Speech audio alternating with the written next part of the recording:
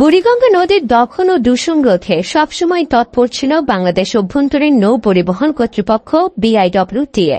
তারই ধারাবাহিকতায় আজ দুপুরে কেরানীগঞ্জের তেলঘাট এলাকায় নদীর তীরে অবৈধভাবে গড়ে তোলা দোকানসহ অবৈধভাবে গড়ে তোলা বিভিন্ন ব্যবসা প্রতিষ্ঠান উচ্ছেদ করা হয়।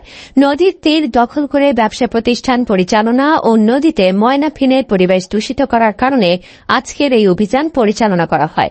এ সময় তেলঘাট এলাকা থেকে শুরু করে আলম মার্কেট পর্যন্ত প্রায় শতাধিক অবৈধ দোকান উচ্ছেদ করা হয়। দোকান বসাবেন না। যদি কোনো দোকানদার নদীর পাশে দোকান করেন তাহার বিরুদ্ধে আইনগত ব্যবস্থা নেওয়া হবে।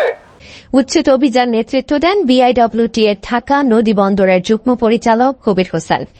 বিআইডব্লিউটি এর উপপরিচালক রেজাউল করিম জানান, উচ্ছেদ অভিযান আমাদের নিয়মিত কাজের অংশ।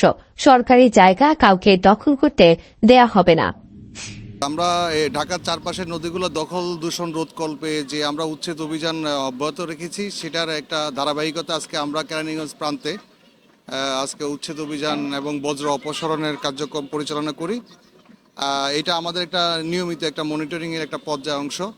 তবে আমি এলাকাবাসীকে বলবো যে তাদের যে বর্জ্য নদীতে যেন তারা বর্জ্যগুলো না ফেলে, এবং এলাকাবাসীকেও সচেতন হতে হবে যে নদীর পাড়ে কেউ যেন কোনো দোকান বা অবৈধ স্থাপনা তৈরি না করে। সেটার জন্য আমি এলাকাবাসীকে অনুরোধ করব।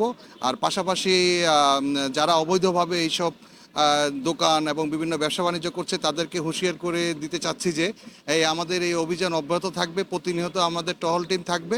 তারা যেন এখান থেকে কাউকে আমরা ছাড় দেওয়ার কোনো সুযোগ নাই।